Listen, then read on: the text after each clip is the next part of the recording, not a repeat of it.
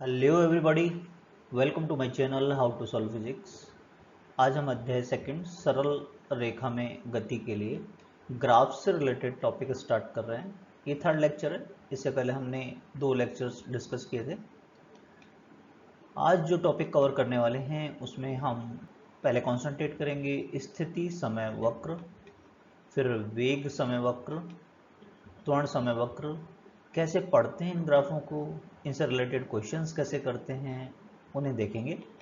और फाइनली वक्र तथा जो एक्सिस होता है टाइम एक्सिस, उसके बीच का क्षेत्रफल क्या निरूपित करता है और कैसे उसको कैलकुलेशन न्यूमेरिकल में यूज करते हैं। तो चलिए शुरू करते हैं। सबसे पहले स्थिति समय वक्र ले लेते हैं। ये हमारा टाइम एक्सिस है, समय अक्ष, ये स्थिति अक्ष, ये मूल बिंदु। मान लीजिए कोई वक्र ऐसा दे रखा है, इसके कुछ पॉइंट्स हैं, ये ओ ए बी सी डी। सबसे पहले हम जानेंगे कि ये जो x वर्सेस t वक्र है, x का t के साथ परिवर्तन का वक्र है, ठीक है। इसमें जो लाइंस नजर आ रही हैं आपको, ये रेखाएं जैसे OA है, AB है या BCD रेखाएं हैं, इनको वर्ल्ड लाइन कहते हैं, विश्व रेखा कहते हैं। क्यों? क्योंकि ये विश्व में होने वाली फिजिकल वर्ल्ड, भौतिक दुनिया में होने वाली घटनाओं को दर्शाती हैं। फिर ये जो पॉइंट्स नज़र आ रहे हैं आपको, ये इवेंट्स कहलाते हैं, घटनाएं, जो चेंजेज हुआ है यहाँ पर, ये कोई घटना घटित हुई है उसके बारे में कुछ बताएगा। अब किसी पॉइंट यानी किसी घटना पर जो भी हम स्पर्श रेखा खींचते हैं, उसका जो ढलान होता है, ढाल होता है, वो हमें ताक्षणिक वेग का मान देता है। क्या देता है? ताक्षणिक वेग। कैसे? देख लेते हैं। चलो ये वाला कोण नाप के देखते हैं। मान लीजिए ये dx है, ये dt है, तो ढाल tan थीटा से निकालते हैं हम। tan थीटा क्या होगा? dx बटा dt। और dx बाई dt तो क्या होता है? वेग होता है ना, ताक्षणिक वेग। इसका मतलब क्या हो गया? इस पॉइंट O पर जो भी स्पर्श रेखा, फिलहाल ये सीधी ही लाइन है इसलिए इसी पर अध्यारोपित हो रही है वो स्पर्श रेखा, उसका ये जो ढाल है वो हमें क्या दे रहा है? ताक्षणिक वेग का मान दे रहा है। क्लियर है? फिर अगर ये टेढ़ा मेढ़ा होता है और अलग अलग बिंदुओं पर हम औसत ढाल ज्ञात करते, तो ये हमें क्या देता? औसत वेग का मान देता। फिलहाल O से A तक एक जैसी है रेखा, तो वेग समान होगा, इसलिए ताक्षणिक वेग और औसत वेग का मान क्या होगा? समान होगा, इक्वल होगा। क्लियर है? नेक्स्ट बात जो हम जानने जा रहे हैं इसमें, स्थिति एक्स अक्ष पर, ये वाला एक्स अक्ष पर कोई भी रेखा है, इसका प्रक्षेप, किसी भी रेखा का एक्स अक्ष पर, एक्स का क्या है यहाँ पर? स्थिति अक्ष, इस पर प्रक्षेप यानी कि छाया गतिमान कण का विस्थापन देगा। जैसे मान लो पार्टिकल O से A तक गया है, तो उसका विस्थापन कितना हुआ है? तो हम यहाँ से एक प्रोजेक्शन प्रक्षेप डालेंगे, तो O से A' तक इसका क्या कहलाएगा? विस्थापन कहलाएगा। ये छाया, ये शेडो, इस लाइन की छाया यही बनेगी, तो ये क्या कहलाएगा? इसका विस्थापन कहलाएगा। तो विस्थापन कितना हो गया? O से A' तक। जब ये O से A तक गया, तो इतने समय के दौरान इसका विस्थापन x अक्ष पर छाया के द्वारा हम ज्ञात करते हैं। ठीक है। और वह समय जिसके लिए कण का विस्थापन बढ़ता है, उसका मतलब क्या होता है? जैसे कि रेखा OA, देखिए विस्थापन बढ़ता हुआ जा रहा है, समय बढ़ता जा रहा है, वैसे वैसे विस्थापन बढ़ता हुआ जा रहा है। इसका तात्पर्य होता है कि कण प्रारंभिक बिंदु से दूर की तरफ गतिशील है। प्रारंभिक बिंदु क्या है? वो वहां से दूर की तरफ जा रहा है, पॉजिटिव एक्स एक्सिस की तरफ जा रहा है, ये मतलब इसका। और वह समय जिसके लिए कण का विस्थापन शून्य होता है, वह समय जिसके लिए कण का विस्थापन शून्य होता है, जैसे ए बी रेखा। अब ए बी रेखा की छाया हम इस पे देखें तो केवल एक बिंदु ही आएगा, वो एक ही बिंदु है, और वो ए से बी तक यदि कण गति करता है तो ये छाया बढ़ेगी नहीं, अपने इसी स्थान पर आनी है, चाहे मैं ए की छाया लूँ या बी की छाया लूँ, यानी पूरी लाइन के दौरान एक ही पॉइंट पर रहेगा। तो स्थिति चेंज नहीं हो रही है, स्थिति चेंज नहीं हो रही है, इसका मतलब क्या है कि ए से बी के दौरान कण विरामावस्था में रहा है। कण का विस्थापन कितना कहलाएगा? 0। फाइन। और समय जिसके लिए कण का विस्थापन कम होता जाता है, जैसे आप बीसी वाली लाइन पर गौर कीजिए कि अगर कण का विस्थापन कम होता जा रहा है, देखिए मूल बिंदु की तरफ आ रहा है, तो इसका मतलब ये है कि कण प्रारंभिक बिंदु की ओर बढ़ रहा है, दोबारा प्रारंभिक बिंदु मूल बिंदु की तरफ आ रहा है कण। फाइन। और वह समय जिसके लिए कण का विस्थापन ऋणात्मक दिशा में बढ़ता है, जैसे ये सी से डी तक की लाइन पर गौर कीजिए, सी से डी तक की लाइन, इसमें कण का विस्थापन तो बढ़ रहा है लेकिन -x दिशा में बढ़ रहा है, तो इसका मतलब ये है कि प्रारंभिक बिंदु से दूर विपरीत दिशा में गतिशील है कण। फाइन। चलिए अब इस पर क्वेश्चंस देखेंगे अपन कि क्वेश्चंस को कैसे टेकल करते हैं। ये समय अक्ष आपका और ये है आपका स्थिति अक्ष और एक रेखा ये है। आप खुद सोचकर बताओ पहले कि ये रेखा क्या निरूपित कर रही है। क्या ऐसा नहीं लग रहा कि देखिए समय तो बढ़ता जाता है लेकिन हर समय पर स्थिति x का मान 0 है। x का मान 0 है, इसका मतलब क्या है, कण विरामावस्था में है और कहां पर स्थित है, केवल मूल बिंदु पर स्थित है। फाइन। फिर से देखिए दूसरा ग्राफ, ये समय अक्ष, ये स्थिति अक्ष है और ये x अक्ष पर कोई स्थिति x0 और आपका ये ग्राफ है कोई यहाँ पर। ये ग्राफ क्या दिखा रहा है आपका, आप फिर से देखिए समय तो बढ़ता हुआ जा रहा है लेकिन हर समय स्थिति वही है। तो कण फिर से विरामावस्था में, क्योंकि स्थिति चेंज नहीं हो रही है, लेकिन कण विरामावस्था में तो है लेकिन अब मूल बिंदु पर नहीं है, किसी और स्थिति पर है। और स्थिति क्या है यहाँ पर, ये x0। फाइन। नेक्स्ट ग्राफ पर गौर कीजिए। इस तरीके से आप देखिए टाइम भी चेंज हो रहा है और x भी चेंज हो रहा है। टाइम भी बढ़ता हुआ जा रहा है और x भी बढ़ता हुआ जा रहा है, यानी कण गति तो कर रहा है। लेकिन कण की गति कैसी है, एक ये कोण नाप के देखते हैं अपन, जिसको हम ढाल कहते हैं गणित के, और ढाल निकालते हैं tan थीटा से कि tan थीटा क्या होता है, लंब बटा आधार। तो dx बाई dt तो क्या हो गया, वेग। इसका मतलब ये ढाल वेग दे रहा है आपको। और आप देखो कहीं भी ये थीटा में नापूं तो थीटा का मान इतना ही आना है। इसका मतलब समान वेग से गतिशील है कण, कण एक नियत चाल या वेग से गतिशील है। क्लियर रहती बात। नेक्स्ट क्वेश्चन देखिए, ये समय अक्ष आपका, ये स्थिति अक्ष, ये x0 स्थिति से कण का ग्राफ ऐसा दिखाया गया है। आप खुद देखिए समय भी चेंज हो रहा है, स्थिति भी चेंज हो रही है ना। और ये थीटा का मान नियत है, अभी देखा था हमने tan थीटा वेग देता आपको। तो कण नियत चाल या वेग से गतिशील है लेकिन प्रारंभिक बिंदु इस बार मूल बिंदु नहीं है, कहीं और स्थिति से स्टार्ट हुआ है। ठीक बात है, कण एक नियत चाल से गति कर रहा है लेकिन प्रारंभिक बिंदु क्या है इसका, मूल बिंदु नहीं है। क्लियर। क्यों, आप ये थीटा निकाल सकते हैं यहाँ से, वो dx बाई dt वो सब नियत है यहाँ पर। और ये जो वेग यहाँ पर है प्रारंभिक स्थिति पर वही बना हुआ है, तो ये u जो भी है इसकी चाल वो नियत रहेगा, इसी चाल से चलता हुआ चला जाएगा। फाइन। नेक्स्ट क्वेश्चन पे आइए, समय अक्ष, स्थिति अक्ष, और स्थिति की जगह एक बार यदि मैं दूरी ले लूँ और मेरे पास ग्राफ ये है। अब आप खुद सोचिए इस ग्राफ के बारे में। यदि कोई कण गति करता है तो सदैव दूरी का मान बढ़ता हुआ जाता है, समय बढ़ता है, लेकिन हमारा ग्राफ देखिए वो कह रहा है दूरी घट रही है। ये बात गलत है। एक गतिशील जो कण है दूरी का मान हमेशा बढ़ता जाता है, चाहे आप गोल गोल घूमते रहिए, आप चाहे गोल गोल घूमते रहिए फिर भी दूरी का मान बढ़ता हुआ चला जाएगा। हाँ या ना। 2πr plus 2πr plus 2πr घटेगा कभी नहीं, दूरी एक स्केलर अदिश राशि होती है। लेकिन ये ग्राफ बता रहा है कि समय बढ़ रहा है और दूरी का मान कम हो रहा है, इसका मतलब ये ग्राफ इम्पॉसिबल है, गलत है। निष्कर्ष क्या है, ग्राफ असंभव है। जैसे कुछ क्वेश्चंस आते हैं उसके लिए तैयार रहिए। लेकिन क्या ये ग्राफ विस्थापन समय के लिए संभव है? यस, ये विस्थापन समय के लिए संभव है क्योंकि विस्थापन का मान समय के साथ कम हो सकता है। मतलब लौट के आए वापस मूल बिंदु की तरफ तो विस्थापन का मान कम होगा। राइट। दूरी की जगह अगर मैं विस्थापन लिख दूं तो ये ग्राफ ठीक हो जाएगा। तो इसके लिए भी तैयार रहिए। नेक्स्ट क्वेश्चन, ग्राफ ऐसा है, क्या लगता है आपको? अब देखिए आपको ऐसा लग रहा है स्थिति तो चेंज हो रही है, स्थिति चेंज हो रही है, लेकिन टाइम फिक्स है क्या, समय फिक्स रहता है कि नहीं? तो एक तो ये कारण हो गया कि ग्राफ गलत हो गया। दूसरा, आप इसका स्लोप लीजिए, ढाल लीजिए थीटा जो कि 90 डिग्री है, tan थीटा आप निकालने की कोशिश करें, tan 90 कितना होता है भाई, अनंत। तो वेग का मान अनंत हो गया। किसी कण का वेग बहुत ज़्यादा हो सकता है लेकिन क्या अनंत हो सकता है? नहीं। अधिकतम संभव चाल आइंस्टीन के अनुसार प्रकाश के वेग के बराबर हो सकती है। उसके बाद यदि बढ़ेगा तो उसका अस्तित्व नहीं रहता है, वो द्रव्यमान ऊर्जा में कन्वर्ट हो जाता है। तो कण की चाल अनंत नहीं हो सकती। दूसरा कारण ये हो गया, इसलिए ये संभव नहीं होगा। तीसरी बात आप यहाँ पर ले सकते हो, देखिए एक ही समय पर भिन्न भिन्न स्थिति, यहाँ पर प्रोजेक्शन डाले अपन, यदि ऐसे एक ही समय पर भिन्न भिन्न स्थिति हो सकती है। ऐसा हो सकता है एक ही समय पर आप घर पर भी और स्कूल में भी हो अपने, नहीं है पॉसिबल। तो मल्टीपल चॉइस क्वेश्चन में कोई सा भी एक सही कारण हो सकता है। अल्टीमेटली इसका आंसर क्या होगा कि ग्राफ ये असंभव है। फाइन, नेक्स्ट क्वेश्चन पे आइए। ऐसा है ग्राफ।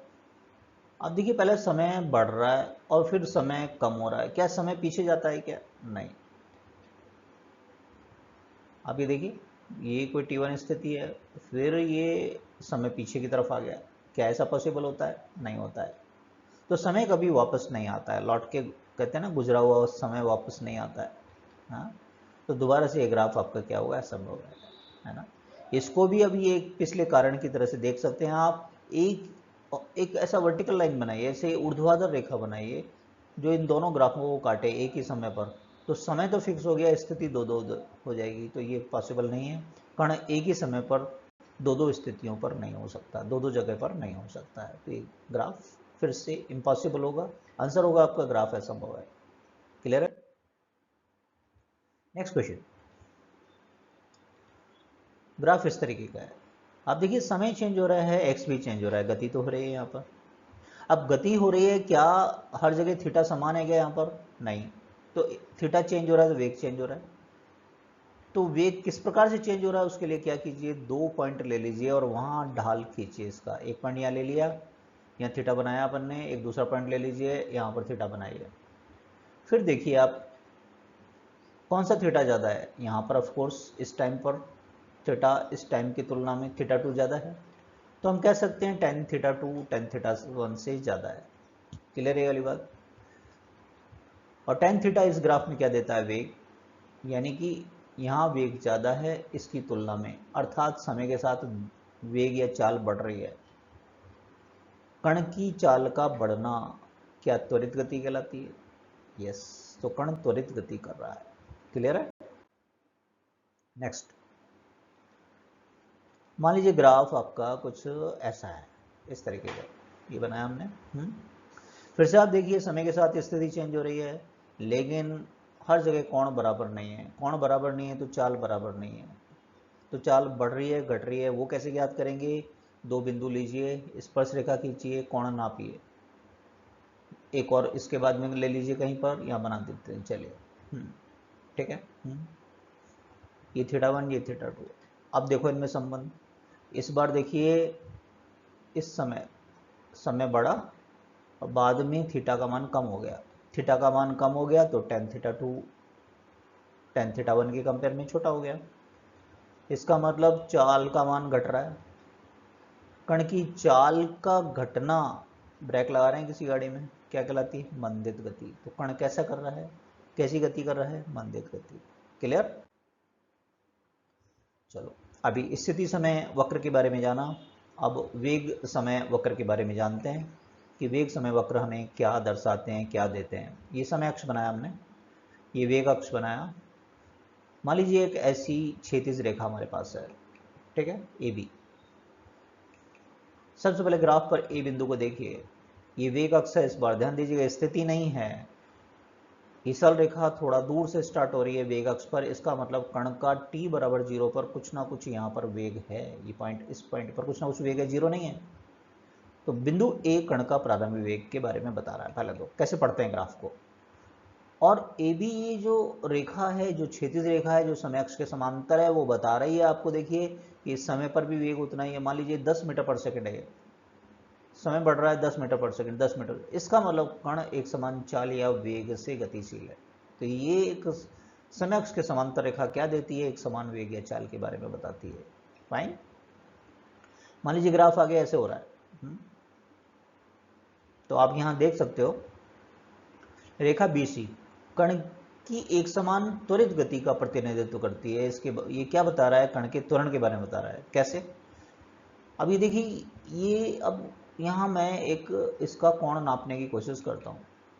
ये dv हो जाएगा, इधर dt हो जाएगा। तो ये ढाल अगर मैं यहाँ नापता हूँ tan थीटा, लंब बटा आधार, dv बाई dt क्या होता है? त्वरण। आप देखिए b से c तक ये थीटा का मान नियत रहेगा, a का मान नियत है। इसका मतलब कण क्या कर रहा है? एक समान त्वरण से गतिशील है। ये बात समझ में आई? क्लियर है इतना? मान लीजिए ग्राफ फिर बाद में नीचे की तरफ ऐसे घूमता है, सीढ़ी। तो ये सीधी रेखा क्या बता रही है? एक समान मंदित गति बता रही है। कैसे? हम ढाल देखा करते हैं। यहाँ ये थीटा देखिए, क्या ये 90 से बड़ा है? यस। और जब भी 90 डिग्री से बड़ा होता है तो टेन थीटा क्या होता है? ऋणात्मक। और हमारे v यानी वेग समय वक्र के अंदर टेन थीटा त्वरण a का मान देता है। तो a क्या है? ऋणात्मक है। a ऋणात्मक है तो हम क्या कहेंगे? कण की गति कैसी हो रही है? मंदित हो रही है। ठीक है। मान लीजिए आगे ग्राफ इस तरीके से चेंज होता है, कुछ बिंदुओं से गुजरता है। ये रेखा जो है डी ई एफ जी, इसमें आप खुद देखिए वेग का मान नियत नहीं है तो ऐसा मान वेग है। साथ ही साथ देखिए ढाल देखेंगे तो ढाल भी चेंज होता हुआ जा रहा है, तो एक समान रूप से त्वरित मंदित त्वरित गति कर रहा है ना। तो त्वरण और मंदन भी चेंज हो रहा है इसका, और एक समान वेग है ये। फाइन। चलिए इस पर क्वेश्चन देख लेते हैं कैसे बनते हैं।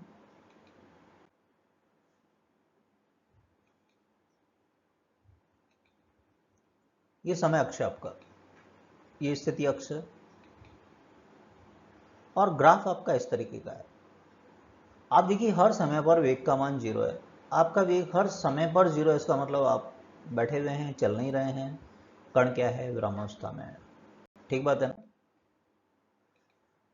ये समय अक्ष आपका, ये स्थित, ये वेग अक्ष, और यहाँ से स्टार्ट हो रहा है ये। हर देखिए यहाँ इस बार वेग 0 नहीं है आपका, कुछ ना कुछ ये वेग अक्ष पर मान है आपका। मान लो 10 मीटर पर सेकंड है, हर समय पर यही है। तो क्या वेग का मान नियत हो गया? तो चाल या वेग नियत है, उससे कण गतिशील है, आगे बढ़ रहा है। राइट। नेक्स्ट ग्राफ लीजिए, ये समय अक्ष, ये वेग अक्ष आपका, और ये ग्राफ इस तरीके का है। आप देखिए समय चेंज हो रहा है, वेग भी चेंज हो रहा है।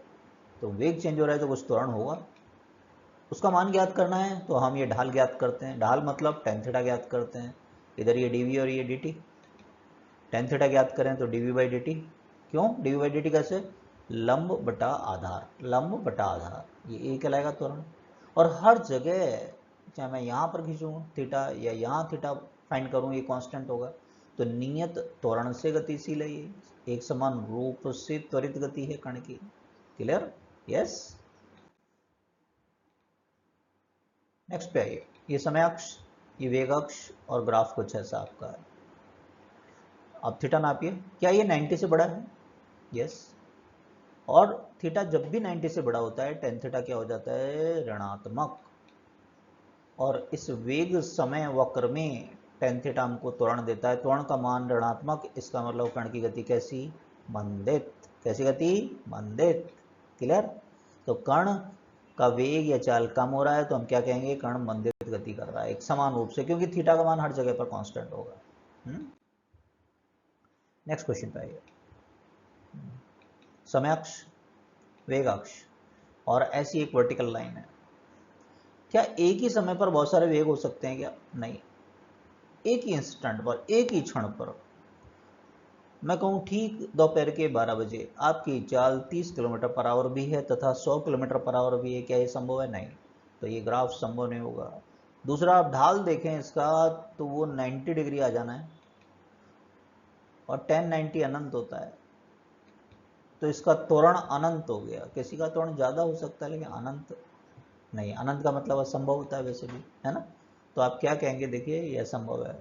और अभी एक और कारण देखा है कि समय पर एक से ज़्यादा वेग नहीं हो सकते हैं आपके, v1 भी और v2 भी एक ही क्षण पर। तो अल्टीमेटली ग्राफ आपका असंभव होगा, ये पॉसिबल नहीं है। समय के एक ही क्षण पर एक से अधिक वेग संभव नहीं होते हैं, या त्वरण का मान अनंत नहीं हो सकता। तो आपका आंसर क्या होगा? कि ग्राफ असंभव है। क्लियर है? नेक्स्ट क्वेश्चन देखिए, ये समय अक्ष और ये चाल अक्ष मेंशन किया है हमने। चाल स्पीड, दिमाग में लाओ, स्केलर, अदिश राशि। और ग्राफ हमारा ये है। इस पोर्शन पे ध्यान दो, चाल हमेशा धनात्मक होती है।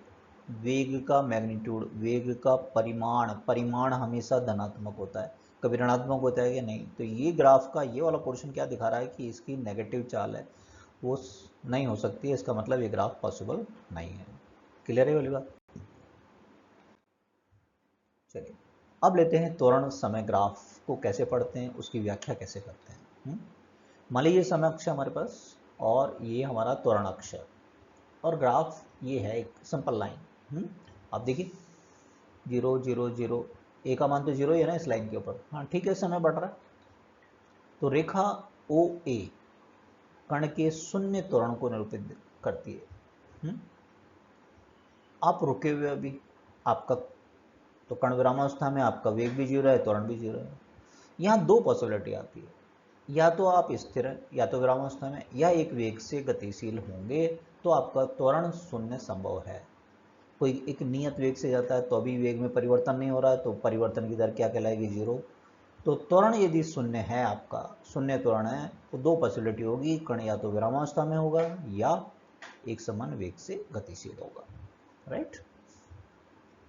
अब मान लीजिए आगे ग्राफ ऐसे बढ़ता है, ए से बी, है ना। तो इस रेखा ए बी है, कण पर एक समान झटके, जर्क, अंग्रेजी में कहते हैं जर्क, जोर का झटका है, जर्क को निरूपित करता है। इसका जो ढाल होगा, इसकी प्रवणता होगी, ध्यान दीजिएगा, वो जर्क को निरूपित करती है। मतलब क्या है, मैं यहाँ पर ये कोण नापूं tan थीटा, इधर ये डी हो गया, ये डी टी हो गया, तो tan थीटा क्या होगा भाई? लंब बटा आधार। ये लंब बटा आधार जो आया है समय के साथ त्वरण में परिवर्तन दर, इसी को हम क्या कहते हैं? जर्क, झटका। ठीक है। अब इस पर क्वेश्चंस कैसे बनते हैं, चलिए उसे भी देख लेते हैं अपन। पहला क्वेश्चन,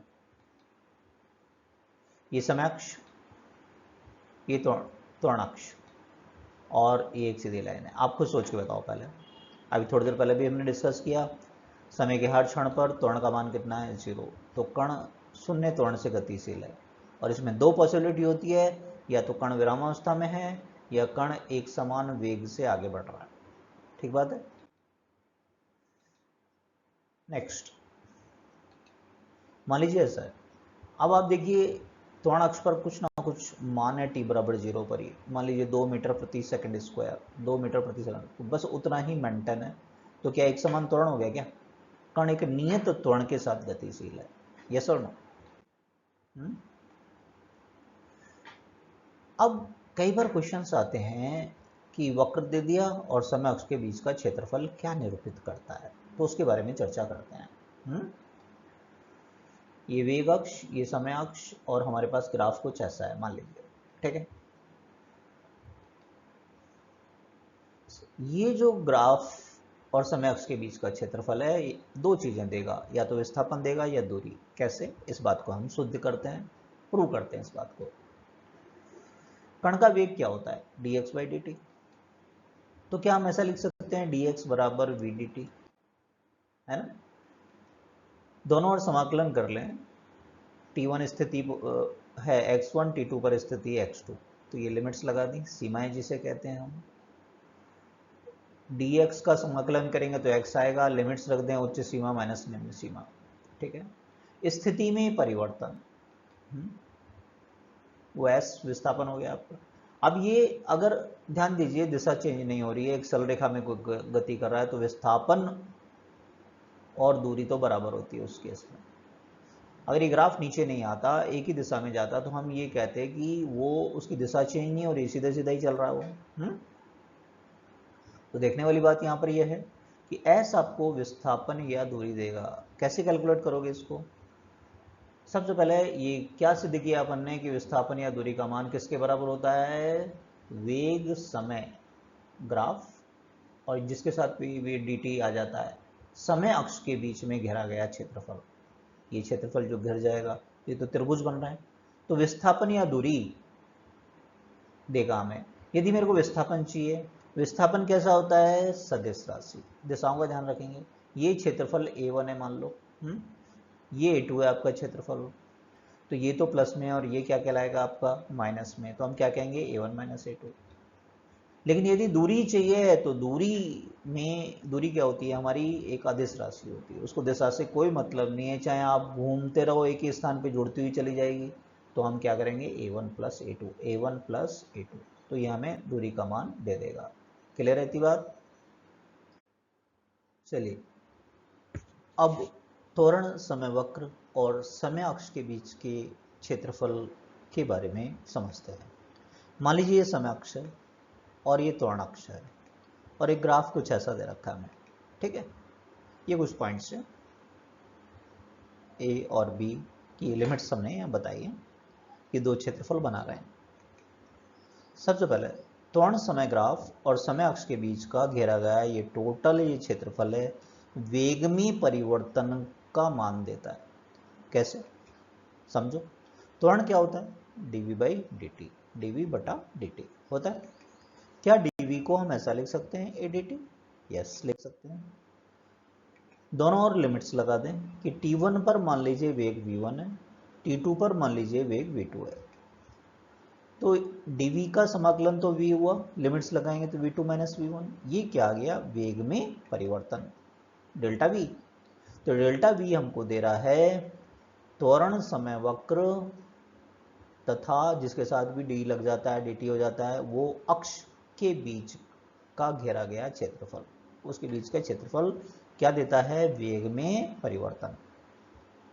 मान लीजिए ग्राफ ऐसा है हमारे पास में, ये क्षेत्रफल a1 है, ये a2, दोनों ही पॉजिटिव हैं, तो आप डेल्टा v क्या कहेंगे, a1 प्लस a2। ध्यान देना वेग में परिवर्तन और या त्वरण ये सब सदिश राशि हैं, तो दिशा का भी ध्यान रखना है। दूसरा एग्जाम्पल, मान लीजिए ऐसा है ग्राफ, ये पॉजिटिव है ये नेगेटिव है, इस केस में डेल्टा v क्या लेना है, a1 माइनस a2। बात समझ में आई? क्वेश्चन ले लेते हैं, कैसे टैकल करेंगे। एनसीईआरटी का एक क्वेश्चन ले रहे हैं, 2.2 नंबर का क्वेश्चन है कि ए और बी दो बच्चे हैं, उनके स्कूल की स्थिति है ओ, स्थिति समय वक्र है। ए इस प्रकार से गति कर रहा है, उसका घर है पी, घर की स्थिति बताइए। बी वाला इस तरीके से मूव कर रहा है, इसके घर की स्थिति है क्यू। ए और बी दो बच्चे अपने स्कूल ओ से अपने अपने घर मतलब ए का घर पी और बी का क्यू की तरफ लौट रहे हैं, उनका स्थिति समवक्र दे रखा है। अब कुछ सवाल यहां पर पूछे गए हैं। पहला क्वेश्चन ये है कि बी ऑब्लिक ए की तुलना में ए ऑब्लिक बी विद्यालय, इन दोनों में कौन किसका घर पास में है, पहला क्वेश्चन ये है। तो जरा ग्राफ में देखिए स्थिति वाले में विस्थापन जो हमने कहा था प्रक्षेप निकालते हैं, क्या ओ क्यू का मान ज्यादा है ओपी से, यस। इसका मतलब बी के घर की स्थिति विद्यालय से दूर है, हाँ या ना। इसका क्या मतलब हो गया कि कौन पास में रहता है, देखिए बी का घर है दूर है, इसका मतलब करीब में पास में कौन रहता है, ए विद्यालय के करीब रहता है, ए वाले का घर पी विद्यालय के पास में है। ठीक बात है, क्लियर है वाली बात। अब सेकंड बात इसमें आपसे पूछी है कि स्कूल से पहले कौन चलता है, विद्यालय से पहले कौन स्टार्ट हो जाता है। आप जरा गौर से देखिए कि जहां तक ए का सवाल है वो t बराबर 0 पर ही स्टार्ट हो गया, लेकिन b कुछ समय लेकर फिर स्टार्ट हो रहा है, हाँ या ना। a t बराबर 0 पे ही शुरू हो जाता है जबकि b कुछ समय बाद स्टार्ट होता है, तो पहले कौन प्रारंभ हो गया, क्या a प्रारंभ हो गया, है ना। तो आंसर क्या होगा, b की तुलना में a विद्यालय से पहले चलता है, ठीक है ना, क्लियर है।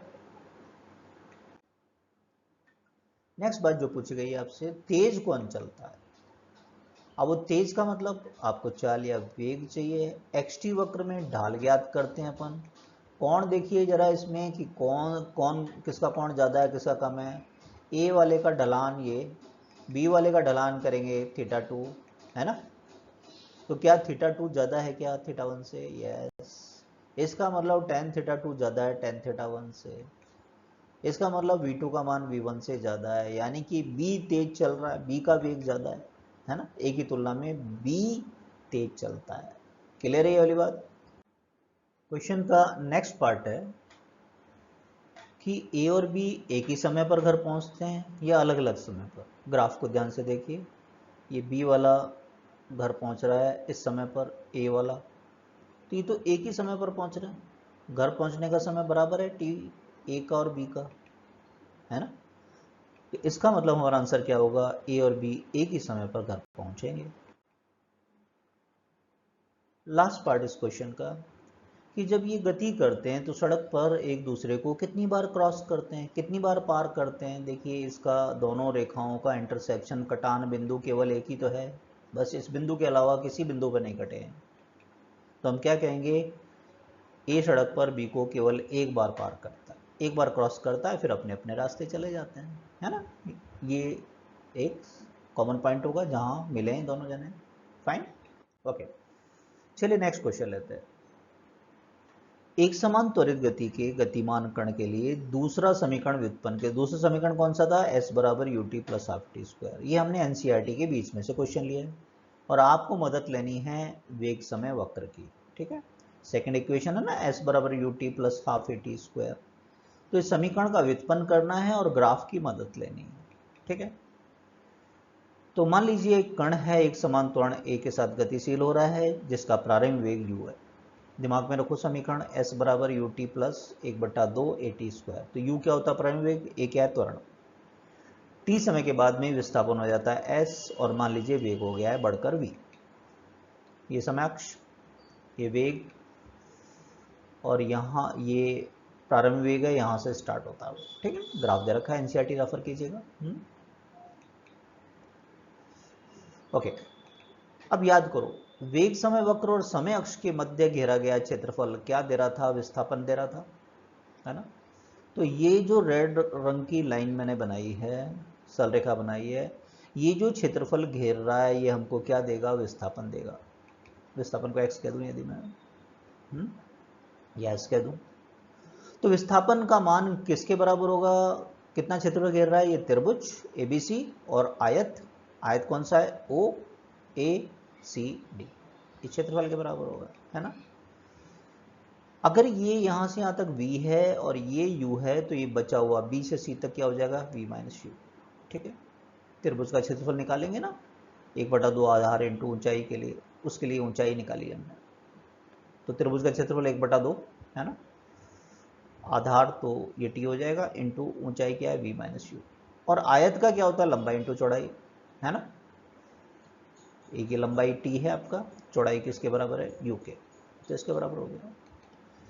लेकिन फर्स्ट समीकरण याद करो, v बराबर U T plus half A T square, sorry v बराबर u प्लस ए टी। तो उससे v माइनस यू का मान कितना होता है फर्स्ट समीकरण से, ए टी के बराबर, सहमत है। तो v माइनस यू का मान किसके बराबर होगा, ए टी का। तो हम यहाँ रख दें v माइनस यू की जगह ए टी, सॉल्व करें इसको, तो ये 1/2 ए टी स्क्वायर हो जाएगा, यू टी हो गया डायरेक्ट, क्लियर है। चलिए नेक्स्ट क्वेश्चन लेते हैं। एक कण विरामावस्था से प्रारंभ होता है, कण का की अधिकतम चाल ज्ञात कीजिए।